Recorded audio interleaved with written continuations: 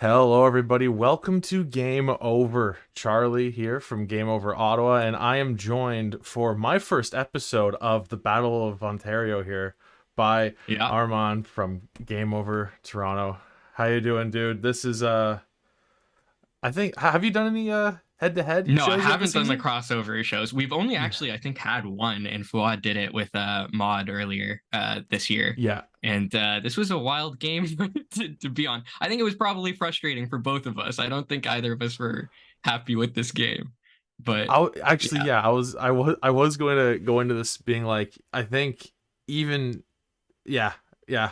No one's I mean, I think Leafs fans are just they're going to be happier, but yeah, no one's no one's like no one's completely pleased with this game. Yeah, Leafs win.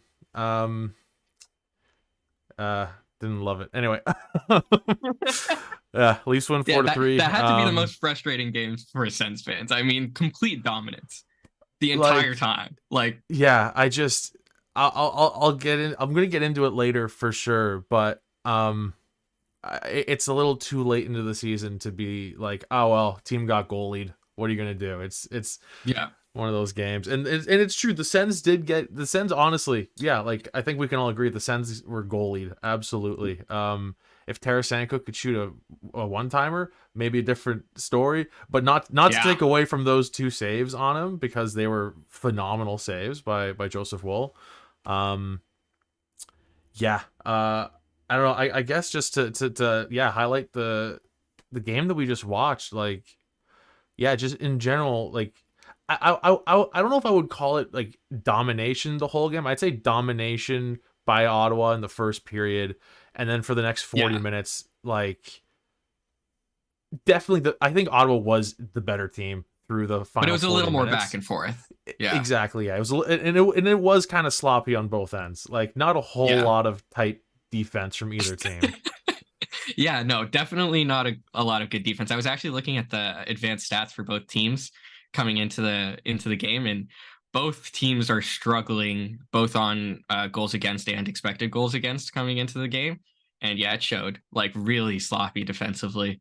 I don't know how many breakaways there were in the game, but it was too many for I think either team Matthew to be Joseph had happy. like three. Like, Oh my God, he was giving us so much trouble. Matthew Joseph's speed and tenacity was just a pain in the ass to deal with. And if not for Joseph Wool, this game would have been like, I think like 8-4. Like honestly, there was like 3 or 4 10 bell saves that like would have gone in for sure on Sammy or Martin Jones. Like there's no chance. yeah, Matthew Probably his Joseph best game of has the year. yeah, yeah, absolutely. And I don't want this to sound like I'm taking anything away from Joseph Wool, but if Matthew Joseph had any like in tight hands, Yeah. oh, dude, like he's I mean he's having a fantastic season, but that's just not. Yeah. It just sucks to see a guy who's usually better, like not maybe not like a perimeter shooter, but like you kind of like to have him shooting in the slot if you want him to score. So Yeah. it's just a shame that a guy who's so fast, Yeah. just doesn't quite have the hands for in tight like that. Yeah, he's Um, fast and he's a big body too. Like you could see the value. He was traded for, was it Nick Paul? it was If I'm Nick not Paul. mistaken. Yeah. Yeah. Well, what do you think of that like trade now Okay. Well, after enough time has passed? if you had asked me 4 months ago, it'd be a different story. Yeah. Because he's just having such an incredible season. Let me just Yeah. double check the stats here because I haven't taken a look at just Sens as a team, um, like point totals, but specifically for Matthew Joseph, like last season, granted it was only 56 games, he had 18 points. He has 16 points so far this season. It's That's it's a a bit of a complete step up. turnaround. Yeah, Yeah. and I mean, and no one's ever like questioned his defensive ability. It's just that this is a guy. Okay, well, if he scores 20 points, then it's a good season. Um, Yeah. I don't know what he did in the offseason, but he's a different player this season. He's unbelievable. Yeah, Just he the two way was ability amazing is today. yeah. I'm thrilled with him. Which is funny because like I along with everyone else was coming into the season was going, well, this is the guy you have to trade to make room for Shane Pinto because he's by far the highest paid player in the bottom six, Yeah. by like about half a mil. So you'd think he'd be the guy that you have to. No way, not happening now. No, Yeah. like I saw some trade rumors earlier in the season and looking at him now, like, yeah, got value. His finishing ability is pretty shit, not gonna lie, from this game as well. But honestly, Yeah. like the process wise, he's a workhorse, like just completely outworking the Leafs I've never seen defensemen him to get take the a shift pucks. off. Never. Yeah, like just hardworking player. Yeah, he's going It's full what the Leafs blast need all the time. sometimes, like honestly. Yeah, So yeah. But yeah, to answer your initial question that I completely went off the rails with, how do I feel about the Nick Paul Matthew Joseph trade at this point? Not to put my hater hat on too early. I think it worked out great given being a Sens fan, watching Nick Paul play the Leafs in the playoffs. yeah, And that's why I brought it up. He's in my yeah, nightmares. and, Like game 7. yeah, and the fact Oh that Matthew god. Joseph is just like playing like a genuine top 6 forward. It's Yeah. fantastic to see. And weirdly enough, at his best, he was on what was technically the third line with Greg and Tarasenko, which was a really odd mix up of line. players. Yeah. But it worked out great until Greg got hurt, then everything got shuffled around. But yeah, so I don't even know where to start with this one. Do you want to start out with any highlights, any like real standouts on the Leafs end? I mean, Joseph Woll is the obvious one. Yeah. So I would say for the Leafs end, let's start with Joseph Woll because easily the only reason we won. The 2 Tarasenko saves. You bring up the Tarasenko, if he shot it quicker, that was a for sure goal. And especially on the first play, I even noted like Woll was a bit late to do the lateral move, and Tarasenko just takes forever to kind of settle that puck before shooting it. But the elevation Tarasenko gets on it, and the shot is pretty solid. Like he did it twice in the same game. That's like 2 save of the year candidates on the same player in the same game. And the only reason we won. And frankly, it's probably why he got injured. He looked so overworked. Like he was stretching his pad out pretty much every minute in like full extension. And we're just going to touch briefly on the injury because it did not look good. He couldn't put any weight on his left leg. They showed it on the broadcast. And it sucks because he was having such an amazing game, probably the game of his career, of his, young career so far. And I'm glad we got the 2 points, but we're coming into a stretch where I think we have 5 games in the next 9 days, and our starting goalie is now Martin Jones. And it's like, not great, So especially with all the injuries we have to the defensive core. But yeah, Joseph Woll, just hats off to him. Like just a phenomenal game. And honestly, I think Forsberg played pretty well as well, aside from a couple, I would think, not great goals, but yeah, I mean, the only one that's really bad is I'd want that Nylander goal back. He left so much of that net open. And granted, that whole play with Nylander scoring the 4th goal for the Leafs, like I mean, that whole play started with Forsberg getting no help in front of him. Complete defensive breakdown on that. I can't believe the puck didn't go in on that previous play. It just bouncing around the crease, and then the Sens only get the puck as far as deep as the Leafs blue line, and for some reason 4 guys change, and then the I don't Leafs know what the hell in. the Sens were thinking there. It's bad because like Jake McCabe, who's a defenseman, was like up on the rush and bringing I think it was Jacob Chychrun, who's the one D-man back. And he brought him down low, and Chychrun, like he doesn't have anywhere to go with that. Like he has to guard McCabe, and the Sens just didn't have that many men back there. It was a weird defensive breakdown for them, especially because they were having such a good game up until then. Obviously not defensively, but overall, just that one I think Forsberg probably could have had. But other than that, I thought it was a really good game by both goalies. Yeah, I mean, other than that, like, what are we dealing with here on that? I mean, the Marner shot. I mean, Marner just had a clear, like he had a clean angle. That was a breakaway. Like, that's tough. Kampf was left alone in front of the net. Yeah. Like everyone kind of converged, and nobody, like he wasn't even within, because that's when Tkachuk came in to give him the hit and hit him. By the time the puck was in the net, like Tkachuk's hands hadn't even reached him yet. Yeah. Like I think Kampf had a couple whacks at it. Like he had enough time to go at it like twice. Like, I don't think Forsberg really had a chance there either. But like honestly, goaltending was the difference. I don't know what the shot difference was by the end of the game, but I think it was like, I think the Sens got over 40 and we got just over 20. I think it was like a doubled up on shots. Yeah, So 41 to 22. Yeah, Jesus Christ. It's not good in terms of process for the Leafs. Like, it really isn't. You know, for a No. team that has Stanley Cup aspirations, this is not what you want to see. Like, they had a really good game against the Bruins and they lost, and then they follow it up with just an absolutely horrible effort, and they get their 6th regulation win somehow. But yeah, like, that's all to Joseph Woll. And also, honestly, hats off to Martin Jones as well. Coming in cold, you know, no warm up. Like, I think it was 7 or so minutes to go against a team that is shelling you is tough. And he had, I think, 2 big saves as his first 2 saves of the game. When I think it was Josh Norris got in really close with no one around him, no Leafs defenders around him, and he stopped the initial shot and the rebound there. So hats off to Martin Jones. The 1 goal he did let in, also not his fault entirely. No. I feel like this was just a game of defensive breakdowns consistently back and forth, and the goalies bailing their respective teams out. But yeah, just I can't imagine either coach is happy here. No, and it's a shame that we're both a fan of a team in this game, because these games with all these defensive breakdowns, they're the most fun to watch when you don't care the result, right? Yeah, so when you're not getting an aneurysm because of them. Yeah, like any Nashville Predators fans who watched this game for some reason probably had a blast. You know what I mean? Like, it's just it's the best kind of hockey to watch when there are no stakes for your own team.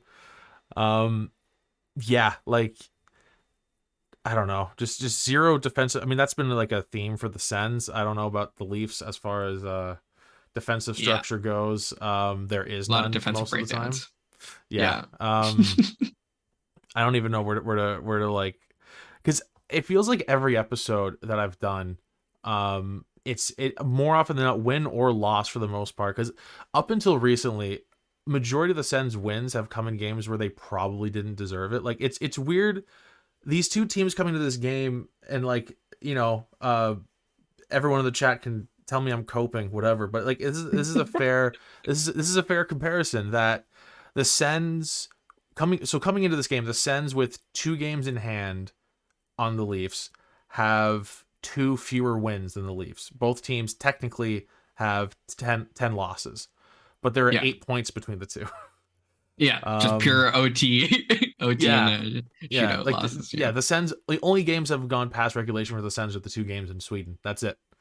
Yeah, we had 3 in a row. I was so certain, like, absolutely certain that the Sens were going to score in that last minute to tie it up, because like the Leafs have just gone to OT in like, I think, over 50% of their games this season.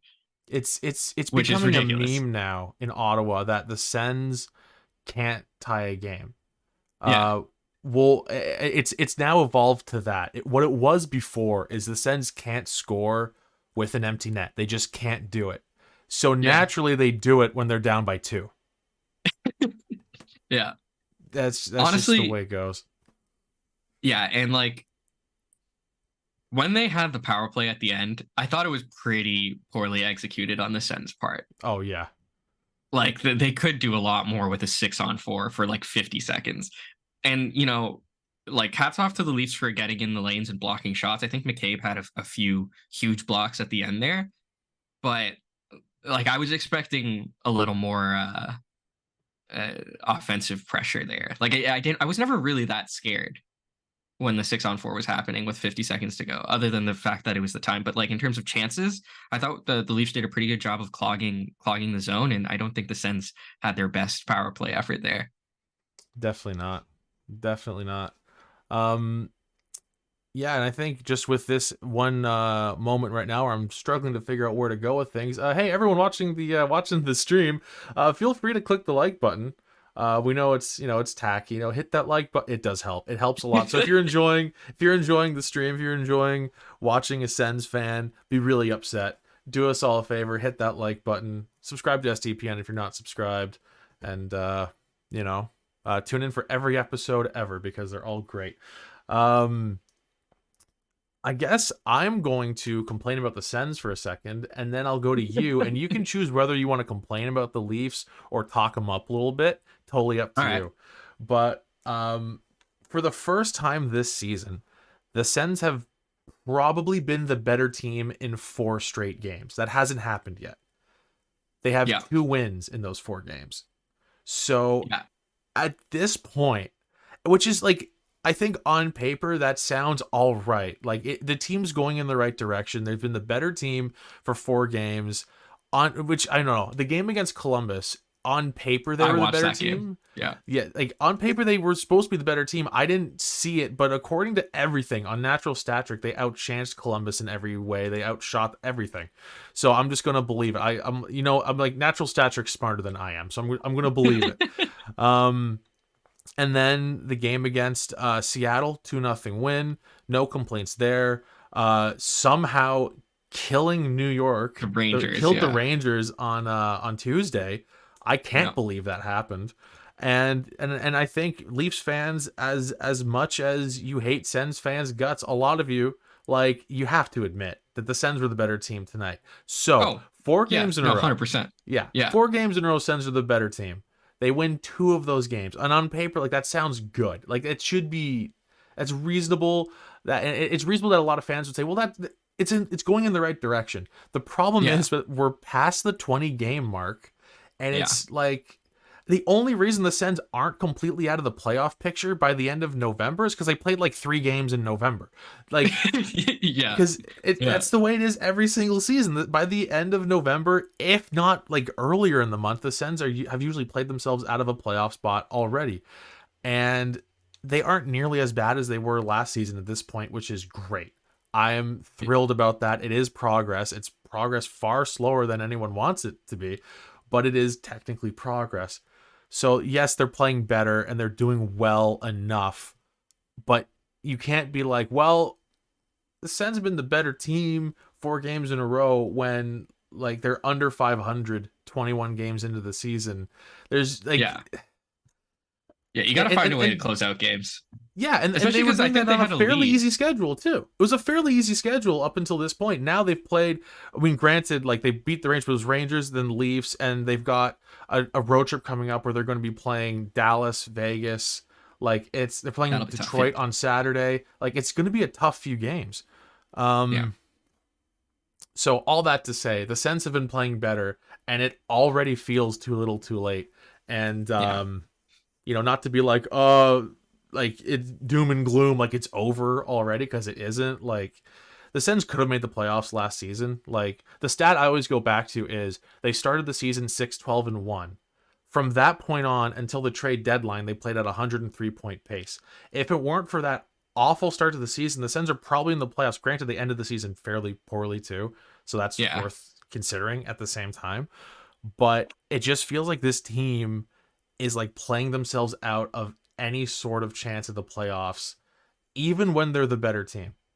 So and it's funny because, like, even in the Columbus game and the Leafs game today, they had the lead in both games, and especially in the Columbus game, like, they were destroying them when it was 2-0, and then it was like a quick 2 goals that Columbus got back to back essentially, and they just never got it back. And the Sens need to figure out ways to kind of close out games. I'm curious what your thoughts are, and I'm sure you've talked about this ad nauseum on Game Over Ottawa. What are your thoughts on DJ Smith? Like, is he? Do you like him? Do you want him fired? Like, how do I put this?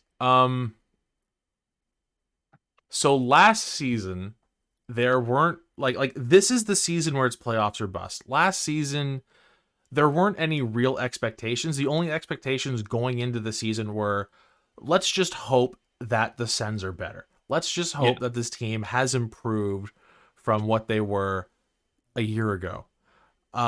So in a season with no expectations, I wanted him fired in November. So we're about to hit that 13 month mark where I've wanted DJ gone. And I hate to have to preface this every time because everyone's like, he's such a nice guy. I'm sure he is. And the players love him because they let him play pond hockey. He lets them play like pond hockey all over the ice. Like just structureless. Yeah. And I don't know if he's ever chewed anyone out like between periods. Like I think the problem is not that I don't think he holds guys accountable at all. He's just not enough. Yeah. And just the way the team is playing, and like we've gone back and forth among Sens fans. It's a lot of like there's no system, positioning's awful, the defensive structure is non-existent. And at the same time, you can say, well, look at the players, they're not doing well enough, which fair. Like a lot of the time, the players just aren't playing up to the level they're supposed to. But no, like I don't think DJ Smith is the coach to get this team into the playoffs. Or even if he is the coach that's going to get them into the playoffs, I don't think he's the coach to get them anywhere close. Because like, oh, dude, I'm going back and forth here. Did you hear about this? Oh man, when would this have been? Probably about a month ago, maybe a little under a month ago.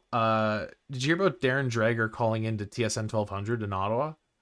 No. So I didn't hear about that. So Drager calls into TSN 1200 in Ottawa, and he says that this is just right around the time that the Fire DJ chant started.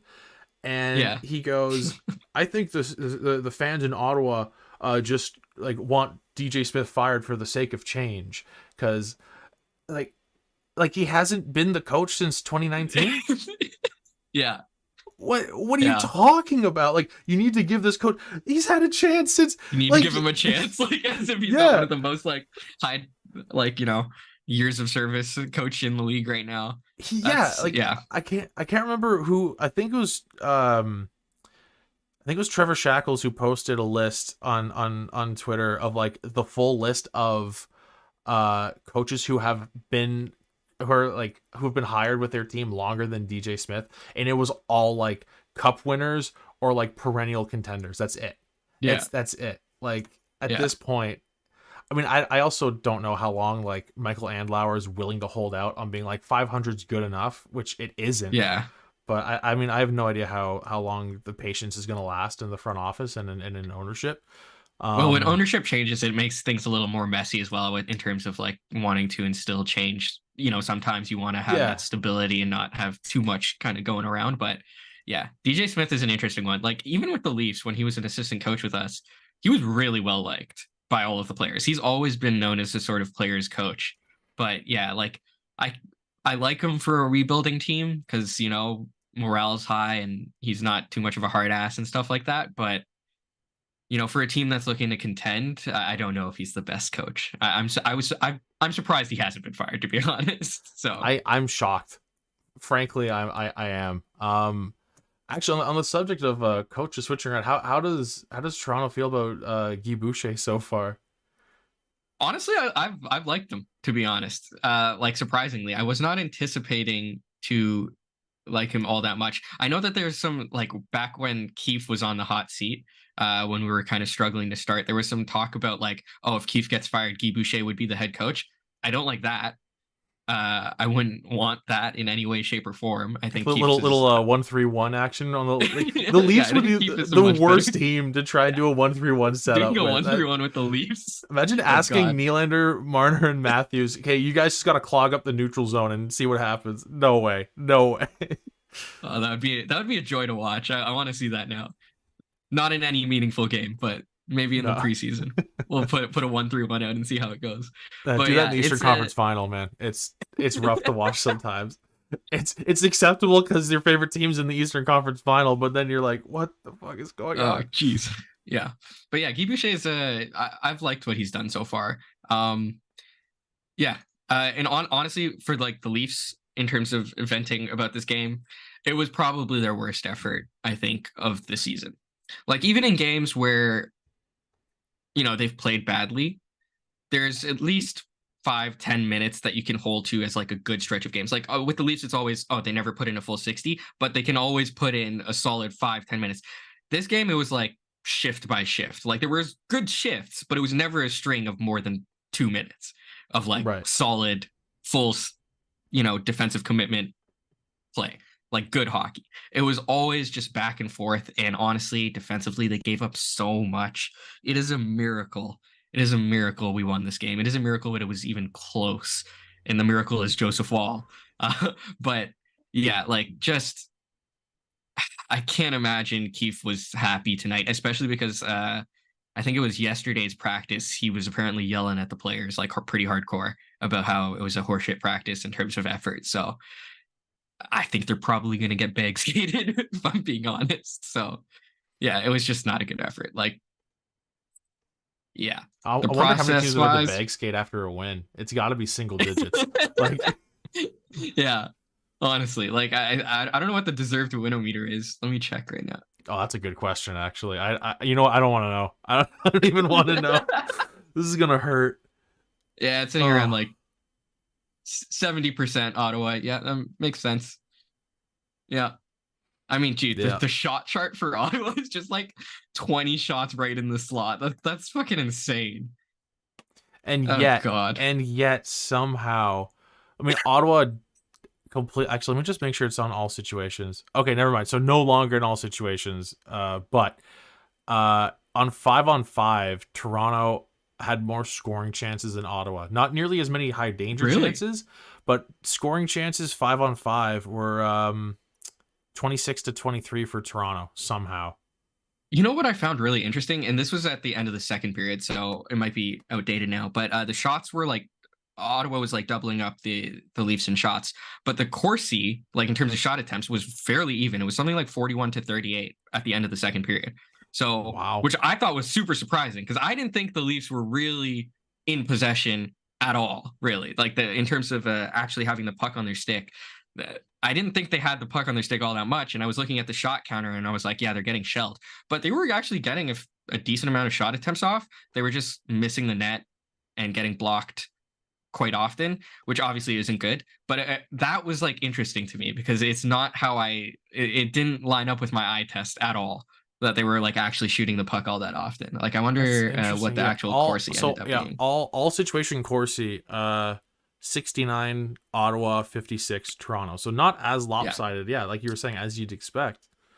Yeah, and at 5v5, it's 59-53, which again is Wow. like it's pretty lopsided, but not that lopsided. Like considering shot percentage was 36-20 in 5v5, so like it was just interesting to me. Like I think the Sens were getting in lanes and blocking shots, and also the Leafs shooters were just I think going for those hard to hit angles, and yeah, they were just missing the net quite a lot.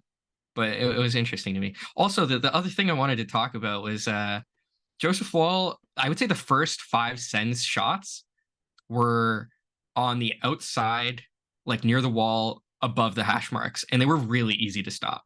And I was interested if that kind of helped Wall get into the game. It was sort of like a warm up for him. Like they were like just really low danger chances that I did not think were good. Like was good shot selection for the Sens to kind of do for the first 5 shots of the game. And you know they controlled possession quite a bit. I thought they could have looked for more dangerous options that could have surprised Wall a little more rather than just like kind of putting it on net from like anywhere.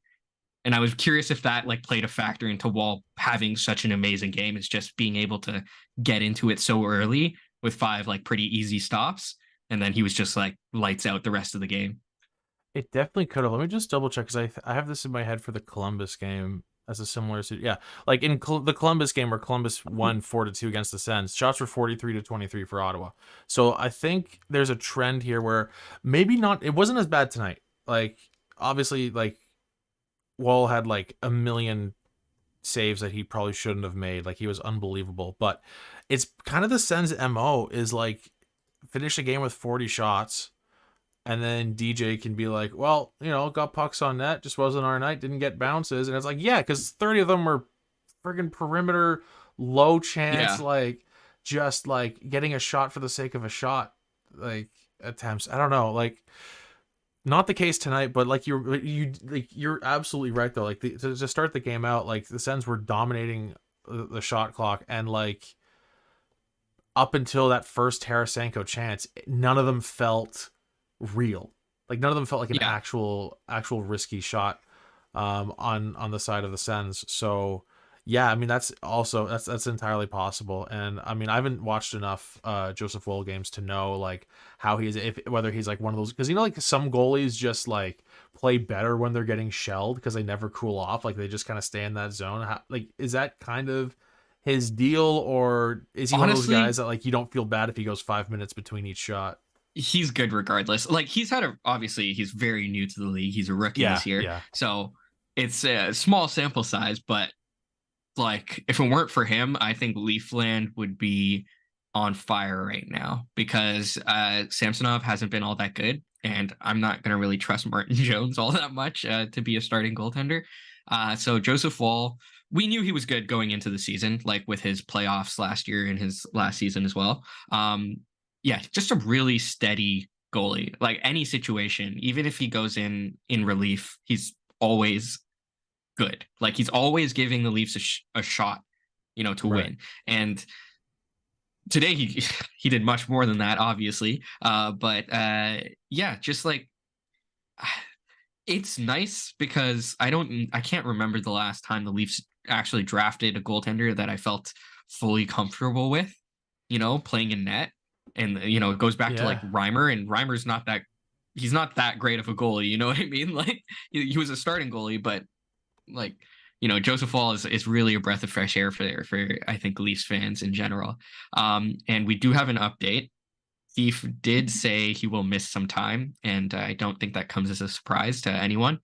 It looked bad, and so we're going to be relying on hopefully Samsonov when he comes back, but Martin Jones in the meantime, and the Leafs are going to have to play a hell of a lot better defensively to get some wins because like you said with the Sens about getting 40 shots and losing, it's sort of been the opposite for the Leafs. They've been allowing a lot of shots, especially recently, and they've been managing to get wins, but that's a lot. A lot of that relies on your goaltending being there, and the goaltending has been there when Woll is in net, and we're not going to have him probably for the foreseeable future. And that's why it's a frustrating game. Like even if we get the 2 points, like long term, it wasn't a good game. Like, losing out Woll is huge for us. So yeah, we'll see how it goes. yeah. I guess with that, we'll how do you feel about throwing it to the chat? See what people have to say in case no one said anything interesting so far. Hey, if you have any comments on the game, questions, whatever, throw them in the chat right now. For anyone who hasn't really tuned into much Game Over yet this season, we're just kind of changing things up where we'll go back and forth with the chat a little bit more towards the end of episodes now. Just because a lot of us have a tough time, I'm pointing at myself a lot right now, have a tough time staying on topic when he's also looking at the chat. Yeah, So I always do that I'm too. a big fan. Yeah, I'm a big fan of that change. It does make it, a little bit more boring for everyone watching for the first half hour or so, but it keeps me. I mean, I still have a bad time with completely losing track of what I'm talking about, but We yeah. do So have if a anyone comment has from any, Matthew saying it okay. is always funny to hearing Go Leafs Go chants on the road. I wonder what your thoughts are on that. Do you like the dueling chants when it's in your own barn? Because I love it. I love the Oh, atmosphere of I playing think Sens games.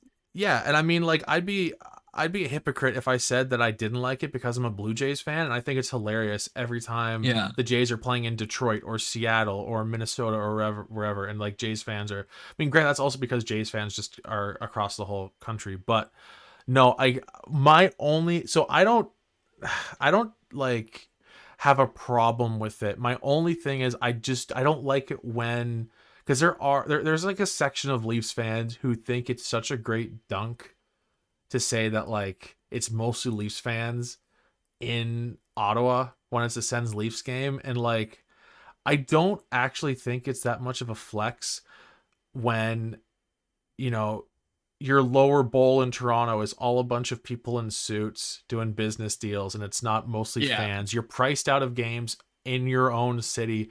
So it's cheaper for you to travel, get a hotel. And like, listen, Leafs fans have been putting a shitload of money into Sens fans' pockets who are flipping tickets for years. It's Yeah. fine. It's fine. But no, I don't think it's actually that much of a flex. And like I haven't gone like I just refuse to go to Sens Leafs games in person. Last time I went to a Sens Leafs game, like I went to like a handful. But like when I was a kid at like preseason games, like Leafs fans were like yelling at me. I was like, Yeah. I don't need this. Like Yeah. I don't need Understandably, this in a at home all. game. Yeah.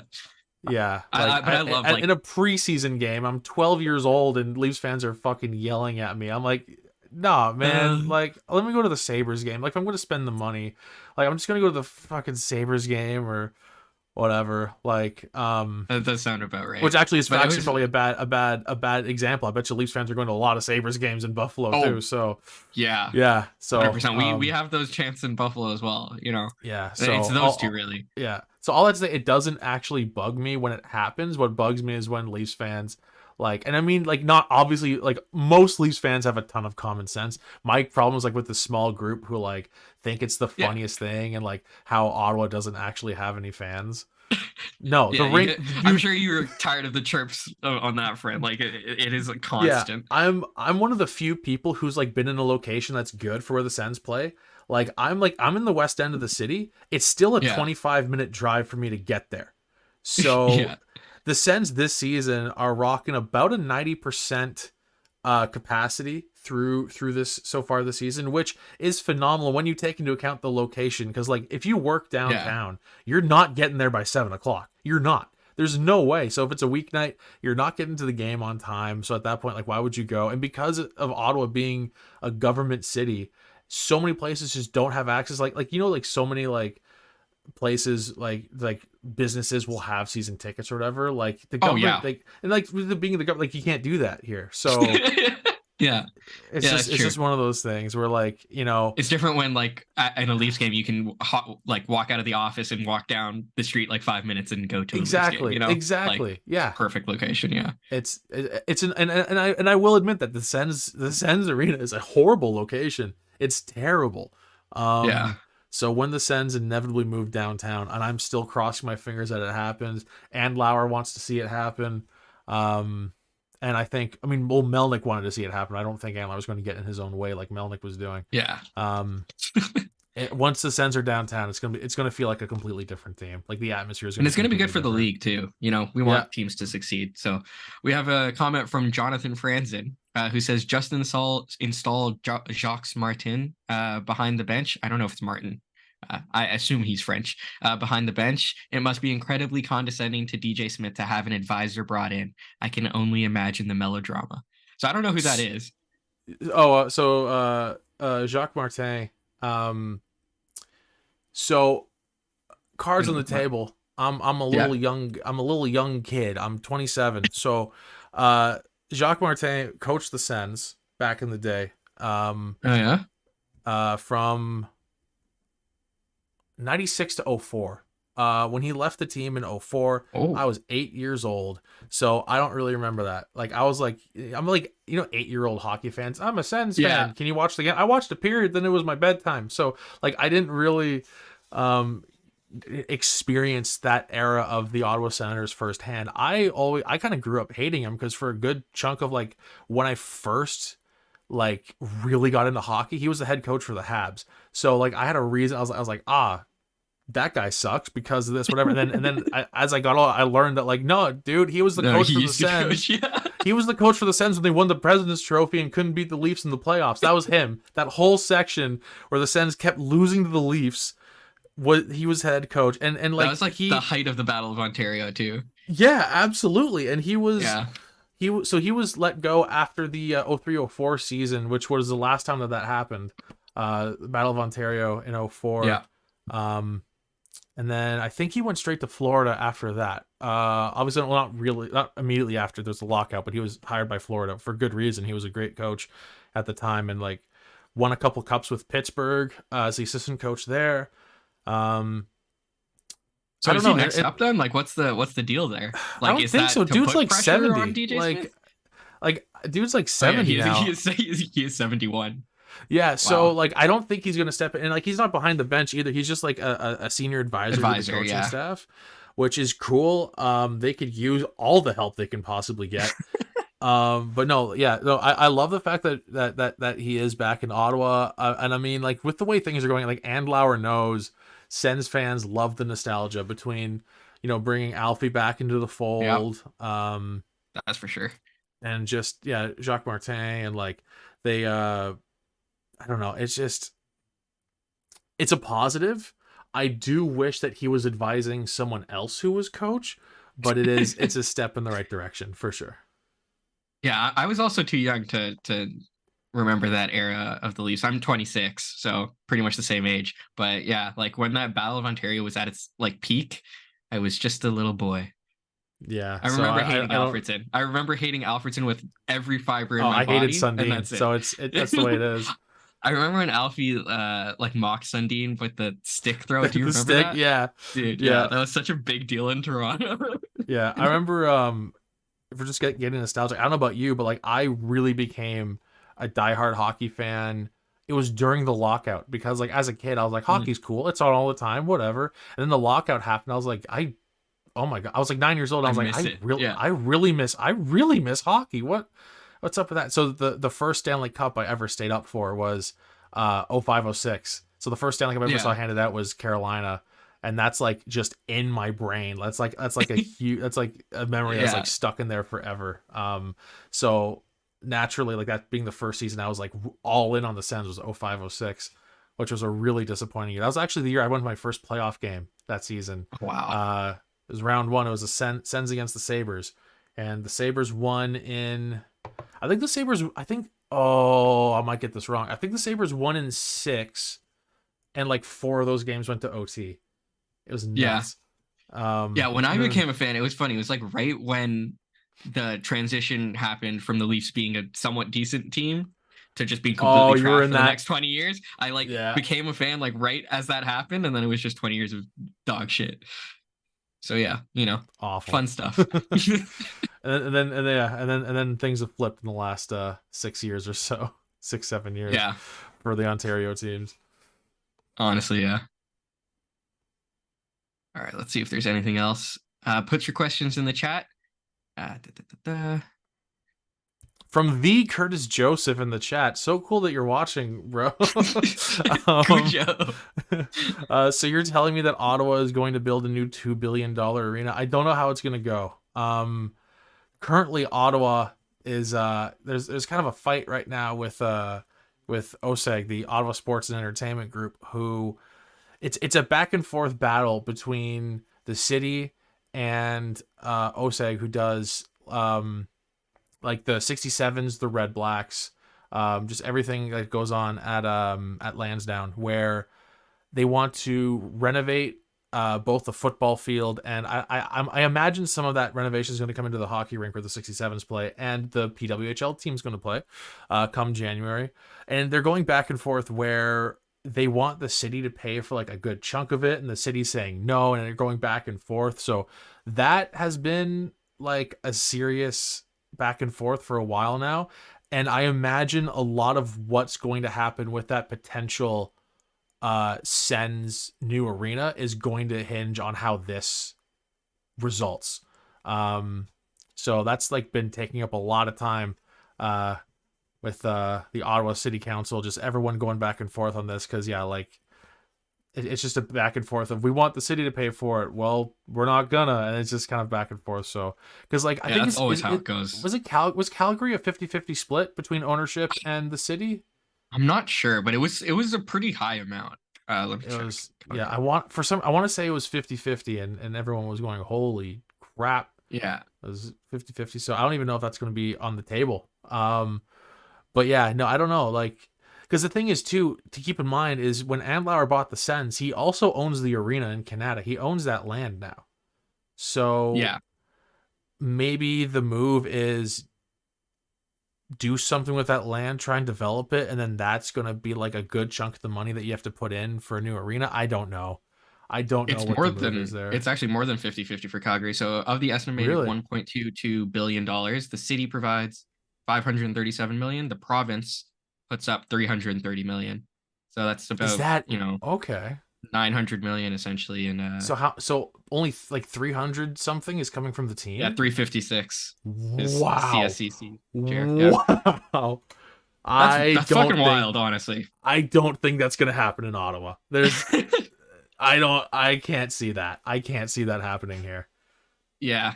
I'd be surprised if that was gonna happen. That's but yeah, nuts. Like that is nuts, and I don't necessarily. Yeah, no, I don't think that's a good thing either. Like, you want your owners to pay for it, but such is life. Yeah. We have a question here from Musafer. Over under 6 goals with Jones. Uh, Oh, Under, hopefully. He's got an 870 in 5 games in the AHL so far, which isn't good. And he hasn't been a good yeah. NHL goalie for like, I want to say at least like 6, 7 years back to It's like been a his San while. Jose days where he Yeah. was like pretty solid. But it's been a long time since he's put up a good season, and he's like 33 years old. He's obviously not getting better in terms of age. I'm not optimistic. Honestly, to me, I think this is a pretty good chance because I don't think Samsonov is out for a long time to maybe give Dennis Hildeby a shot. He's a very young goalie as well. He's 22 years old. He's played 9 games in the AHL. He's put up a 9.25, really solid numbers. He's fucking huge as well. He's 6'7", 22. Like, just give him a game. See what See how he happens. does. Yeah, just see what So happens. Like, you don't if need the to over under is rely on 6.5, him. who are the Leafs playing next? That's a good question. Who are I think we're playing the we play Columbus a decent amount, but we play the Predators next, then the Islanders, then the Rangers, then Columbus, Penguins, Rangers. Okay, so So in that 6 game stretch, I would say did you three say tough Nashville teams. next? Nashville next, yeah, which will be interesting. But yeah, Nashville's not that great of I'd an go the offensive under team. on 6.5 against I would go Nashville. under on 6 too. Like Islanders also not a great offensive team. It's the Rangers in Pittsburgh that we have to worry about. It's But that I think Rangers game is Samsonov will when be back by like then. yeah, and yeah, that's true. If it was the Rangers game, that's when like Panarin and like if he's back, Chris Kreider will both have a hat trick or something. Feast. Like Yeah, just yeah, completely feast on Martin Jones. I mean, come on. But yeah. yeah, it's That's not a it's fun not question. the greatest spot to be in. I would personally play Hildeby just to see what he looks like in NHL time because he's been great in the AHL. Are they going to make the Canadian Tire Center into a Loblaws from Matthew? It's a great because the only thing anywhere close to Canadian Tire Center is Tanger Outlets, which is like an outlet mall, and it is not close. Like it's a trek to get there. Totally worth going to though. They have a beaver tail stand over there, so Oh hell yeah! if you're ever in Canada and you need to hit up, I don't even know what's out in Tanger these days. Is there a Roots store? If you need a sweatshirt and a beaver tail, go to the Roots at Tanger. It's a good time. I don't know what they're gonna turn that. Like, they can't keep it a rink. There's no if you put a new rink downtown, you got the rink there, and you also have a TD place where the 67s and the PWHL team play. Like, there's no reason to have a rink out in like. Do they just revamp it to be like? I mean, you wouldn't want to make that a concert venue anyway, because everyone's gonna want to play downtown. What do you do with that building out in the middle of Just leave nowhere? it. You just flatten Have it and the just develop like you just put like a bunch of houses, a couple like I don't know what you do with that. I'm not yeah. smart enough to like even guess. I have no clue. I have no idea. Let's All right. see. Don't think there's anything else. Let's see.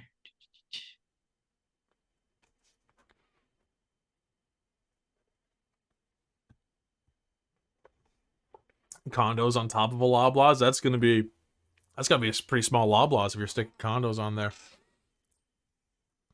Yeah, there's some speculation on Wall's injury. Someone says Dr. Firewater or Dr. Firewater says thinks it was a pulled groin, super painful, but only lasts a few weeks, 2 to 3 plus time to get back in shape.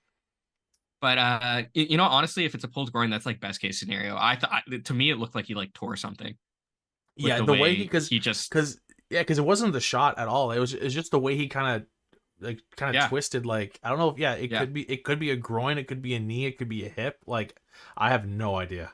yeah, It's and honestly, with the amount of work he was putting in, like he might have strained it earlier in the game, and then just yeah. a weird movement, just it gave way, and he couldn't put any weight on that. So honestly, if it's 2 to 3 weeks, I'll take that as a win. Like that's not that bad of a timeline, but I'm kind of holding my Yeah. breath. Hopefully, we get some Yeah. more Just clarity on that soon.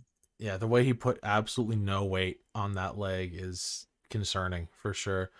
which for some, because he was putting no weight on one specific leg, that for some reason, that in my mind, it's probably not a groin issue. Yeah.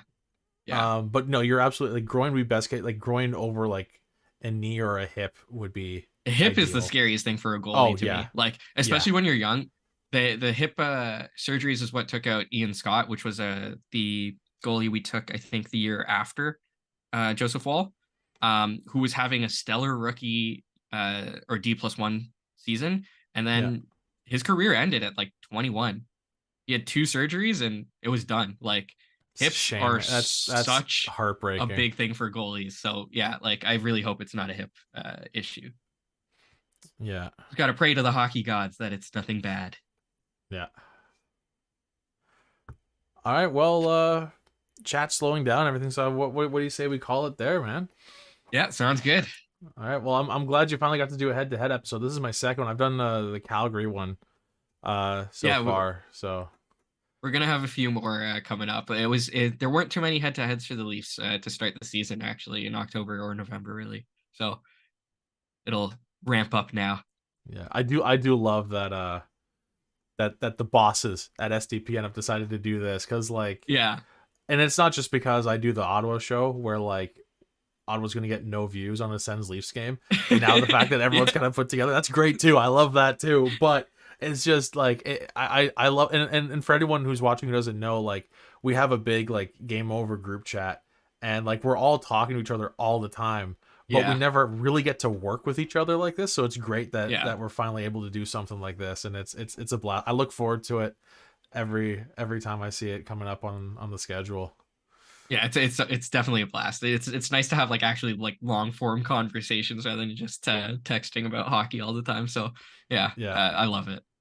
Yeah, either just, yeah, like sending each other funny tweets, or just like ragging Yeah. on each other's fantasy teams. Which, let me, you know what, you're in the call right now, man. Let me just bring up fantasy real quick before we sign off here, because I need to gloat. I just need to gloat just a little bit, because we've got a game over fantasy league, and I'm in first by, like, not to pat myself on the back too much, but a lot. Um, Holy I've shit, got dude, your I've got percentage is crazy. yeah, I've got let me see here, actually. If I can I go extended. Yeah, my win my point percentage right now in first is 672. In second is Next actually highest is Lauren with a yeah. 599. And this is Lauren's first year doing fantasy. She's killing it. Yeah. Yeah, she is killing it. I'm middle That's of the great. pack. I'm 5-4-2, sixth in the league. I'm winning this week though, so maybe I'll jump up. Yeah, no, you're in that But position where, like, oh my god, yeah, like a good week you're jumping into fourth or third place it's a even. really Like, tight league. Like it's really aside tight. from the top, the very top and the very bottom, it is so tight. So I Like just wanted to everyone's gloat throwing real so quick. much. I'm crushing it in the Game Over Fantasy League. For now, now that I've brought it to the public, it's all going to come Yeah, crashing you down. might have jinxed it. Yeah, you're gonna end up Yeah, last. I think I may have. Actually, am I lose? I think I'm losing this week. Let me check real quick. I'm up 6-5 right now, but it's against Not too bad. I'm up against Fuad, who has not been doing well this season, so I got to turn that around in the last 2 days of this week. Anyway, I think we'll call it a show there. Thank you everyone for tuning in. This was a blast. Really glad that we got to do this Sens Leafs crossover episode. I'm doing the next one actually on the 29th, I want to say. Oh, nice. No, not the 29th. Uh, No, I'm going to, no, that's the it's late December, I think, right? Let's just get that one going real quick. Just quickly check the schedule. 27th, I think. 27th. Okay, there we go. Yeah, so Yeah, I'm doing against that the. one. I think with Fuad on that one. Yeah, I think Fuad's on that one. Before we call it, do you want to just quickly preview the next Game Over Toronto episode? Just let people Yeah, know sure. when the next one is. So the next one will be on the 9th on Saturday against the Predators. It'll be me and Harnish coming in to do the show. So it'll be a very fun one. We're going to talk about Tyson Barrie as well because there's some news around him. So Yeah, it'll be fun. some rumors. Yeah. Yeah. He's That'll not be happy. fun. Let's just say that. All right, and then for anyone who wants to tune into the next Game Over Ottawa episode, it'll be also on Saturday the 9th against the Red Wings. I'm going to have Terry McGurran on that episode. He's been on the show a few times last season. He for any Canadians around our age, who were really into the show 16. He voiced Jonesy on 16. Oh shit, really? That's Yeah. dope. Yeah, I think he was on the show 3 times last season. It was a lot of fun. We were speculating the Jacob Chikrin trade like 10 hours before it happened. Oh damn, That that's was a lot of amazing. fun. So he'll be on the show on Saturday. As far as the rest of his resume, I know he's currently voicing Snoopy in like Peanuts stuff. So Oh, that's that's cool amazing. too. So he's kind of super famous. He's,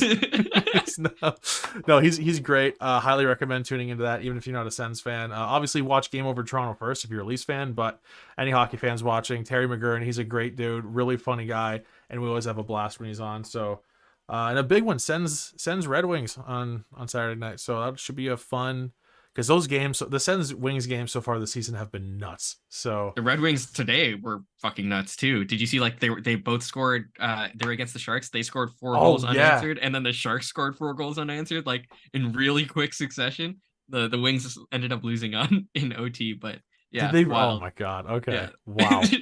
Which isn't good against the Sharks. Something So, about the Red Wings playing in games where both teams score 4 goals unanswered, then they lose in overtime. I don't know if anyone batted the puck in out of midair in overtime this time, but um, probably not. Anyway, we'll wrap things up there. Can you tell I have a tough time wrapping up episodes? Thank you everyone so much for watching. Armaan, it was great to do this episode with you, man. I was really looking forward to it. Absolute blast. absolutely. So yeah, we'll see everyone on the next episodes of Game Over Ottawa/Toronto. Hope everyone has a great night, and good news, tomorrow's Friday. Yeah, tomorrow's Friday. All right, everyone, we'll see you next time. Bye.